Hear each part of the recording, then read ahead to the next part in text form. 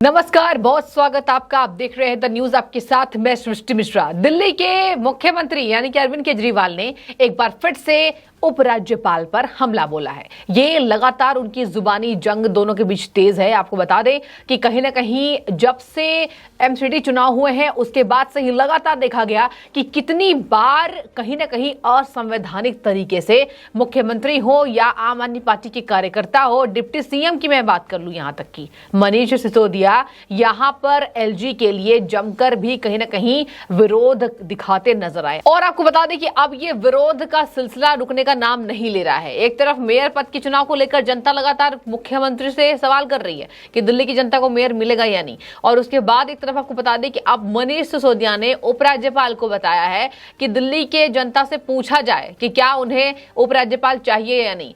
तो कहीं ना कहीं जनता इससे क्रोधित हो रही है, जनता पर गुस्सा फूटा है कि आखिर मनीष सिसोदिया ये बोलने वाले कौन हैं। दिल्ली के उपराज्यपाल की नियुक्ति संवैधानिक तरीके से की गई है, इसकी एक प्रक्रिया हुई है और प्रक्रिया पर सवाल उठाने वाले आम आदमी पार्टी होती कौन है, ये जनता ने लगातार मनीष सिसोदिया को घेरते हुए कहा है। इसके साथ ही आपको बता दें कि जिस तरीके से देखा गया इन दिनों केजरीवाल हो, मनीष सिसोदिया हो, उपराज्यपाल पर हमेशा ही प्रश्न चिन्ह लगाने वो नजर आए। और एक तरफ हमने दिल्ली के उपराज्यपाल की भी मौजूदगी देखी, किस तरीके से पूरे काम की जिम्मेदारी लेते हुए उन्होंने दिल्ली के अंदर काम करवाया है। और यही बात है कि प्रधानमंत्री नरेंद्र मोदी उन पर इतना भरोसा भी करते हैं। आपको बता दें कि उप मुख्यमंत्री यानी मनीष सिसोदिया ने क्या कहा है, उन्होंने एक बार फिर से राज्यपाल पर हमला बोला है और कहा है एलजी यानी कि उपराज्यपाल विनय सक्सेना गलत तरीके से सर्विस डिपार्टमेंट पर कब्जा करते हैं। मतलब गलत तरीके से सर्विस डिपार्टमेंट पर कब्जा करने का आरोप दिल्ली के उपराज्यपाल पर एक बार फिर से मनीष सिसोदिया ने लगा दिया है। आपको बता दें कि उन्होंने ये कहा है कि जनता से स्टडी कराने की जरूरत है कि दिल्ली में एलजी की पोस्ट की जरूरत है या नहीं। तो लगातार आपको बता दें दिल्ली में आम आदमी पार्टी हमलावर है उपराज्यपाल पर, और उपराज्यपाल की जिम्मेदारियों को भी हमने बखूबी तौर पर देखा है। किस तरीके से मेयर पद के चुनाव पर भी उन्होंने उपराज्यपाल पर कई गंभीर आरोप लगाए। हालांकि आपको बता दें कि आरोप सभी बेबुनियाद साबित हुए हैं, जहां पर उपराज्यपाल ने भी इस पर चुप्पी तोड़ी है। आपको बता दें कि ये पूरा मामला क्या है। ये पूरा मामला तब है जब मनीष सिसोदिया का ये आरोप है कि एलजी दादागिरी करते हैं। उन्होंने प्रिंसिपल की नियुक्ति की 244 पोस्ट पर रोक लगाई हुई है।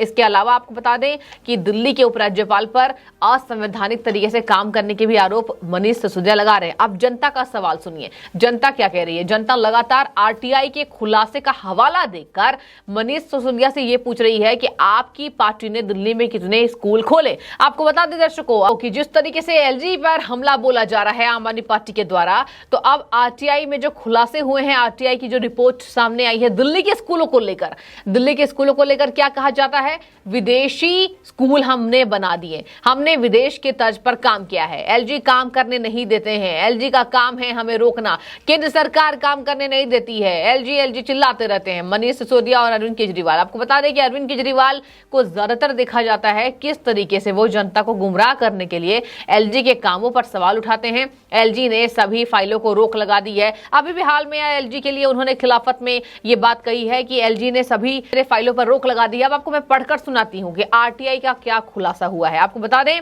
कि आरटीआई के खुलासे में ये बात सामने आई है, लगातार आरटीआई इसकी जांच पड़ताल कर रही है। आपको बता दें कि आरटीआई की जांच में ये सामने आया है कि कहीं ना कहीं जितना हवाला दिया गया था कि दिल्ली में हम 500 स्कूल बनाएंगे, उसकी तर्ज पर मात्र कितने स्कूल बनाए गए? 63। जी हाँ, सही सुन रहे हैं आप। ये है दिल्ली में आम आदमी पार्टी का कारनामा। अरविंद केजरीवाल की पार्टी कितनी ज्यादा सच्ची है आप इस आरटीआई की रिपोर्ट से साफ तौर पर समझ सकते हैं। आपको बता दें कि मात्र 63 स्कूल को बनवाया गया है और यह कहा जा रहा है कि दिल्ली के उपराज्यपाल ने 244 शिक्षकों की भर्ती पर रोक लगाई है।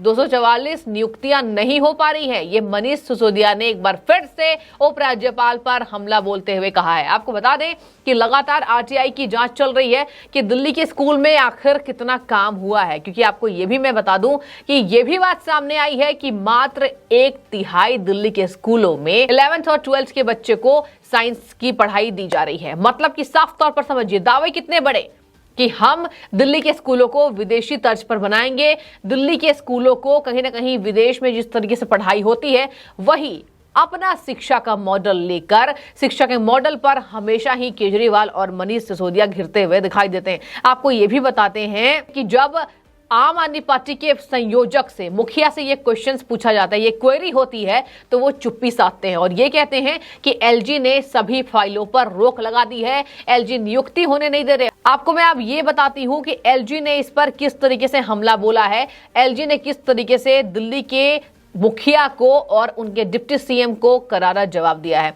दिल्ली के मुताबिक आपको बता दें कि एलजी ने प्रेस रिलीज के माध्यम से ये बड़ा दावा किया। ध्यान से सुनिएगा, उन्होंने दिल्ली के आम आदमी पार्टी के लिए, दिल्ली की चुनी हुई सरकार के लिए, चुनी हुई सरकार कौन कहता है? अरविंद केजरीवाल कहते हैं कि चुनी हुई सरकार एमसीडी में काम नहीं कर पा रही है। चुनी हुई सरकार, जनता के द्वारा चुनी गई सरकार को कहीं ना कहीं उपराज्यपाल पसंद नहीं कर रहे हैं, केंद्र सरकार पसंद नहीं कर रहे हैं। अब आपको बताते हैं कि एलजी ने क्या कहा है। जो दावे किए गए कि सभी फाइलों को रोका गया है, एलजी नियुक्तियां रोक रहे हैं, अब एलजी ने क्या करारा जवाब अरविंद केजरीवाल उनकी पार्टी को दी है, ये आप ध्यान से सुनिए। एलजी ने यह दावा किया है कि उन्होंने 126 प्रिंसिपल की नियुक्ति की है और दिल्ली सरकार ने नियुक्ति रोकी थी। सही सुन रहे हैं आप, दिल्ली सरकार ने नियुक्ति रोकी थी और एलजी के द्वारा 126 शिक्षकों की भर्ती हो चुकी है। जहां पर यह हमला मनीष सिसोदिया ने हाल में ही बोला है उपराज्यपाल पर कि 244 नियुक्तियों पर दिल्ली के उपराज्यपाल रोक लगा रहे हैं। इसके साथ ही आपको बता दें कि एलजी दफ्तर का बयान झूठ का पुलिंदा है, ये कहा है मनीष सिसोदिया ने। और मनीष सिसोदिया के मुताबिक लगातार रोक एलजी लगाते हैं, जबकि कहीं ना कहीं दिल्ली की जिम्मेदारी अरविंद केजरीवाल निभा नहीं पा रहे। यही कारण है कि आपने भी ध्यान दिया होगा किस तरीके से एलजी लगातार अपनी जिम्मेदारियों को निभा रहे हैं और मनीष सिसोदिया और आम आदमी पार्टी कहीं ना कहीं बेनकाब लगातार हो रहे हैं। लेकिन सबसे ज्यादा जो मुद्दा अभी घिरा हुआ है, सबसे ज्यादा जिस मुद्दे में उबाल आई है, वो है शिक्षा नीति को लेकर। क्योंकि हमेशा ही केजरीवाल ने आरोप लगाए हैं कि दिल्ली में जो शिक्षा हम दे रहे हैं वो भारत में कहीं नहीं दी जाती है। प्रधानमंत्री नरेंद्र मोदी को सीखना चाहिए। हमेशा ही अरविंद केजरीवाल ये जाने जाते हैं किस तरीके से वो अपने तारीफों के पुल खुद बांध लेते हैं, क्योंकि उन्होंने केंद्र सरकार पर हमला बोला था कि मुझसे सीखना चाहिए, आम आदमी पार्टी से सीखना चाहिए कि शिक्षा नीति दिल्ली की कैसी रही है और पूरे भारत में उसको किस तरीके से लागू करना चाहिए। तो ये आपने सुना किस तरीके से आरटीआई रिपोर्ट को भी खारिज कर रहे हैं और जो खुलासे हुए हैं 500 के बदले मात्र 63 स्कूल बनाए गए हैं। इस पर भी आप जरा बखूबी समझ पाएंगे कि काम कितना हो रहा है और दावे कितने हो रहे हैं। लगातार जुबानी जंग एलजी और आम आदमी पार्टी के बीच तेज है। ऐसे में दर्शकों, जनता को समझना पड़ेगा कि आखिर जनता किस सच्चाई को लेकर कहीं ना कहीं जो दावे पेश किए जा रहे हैं उस पर अपना समर्थन दिखाती है।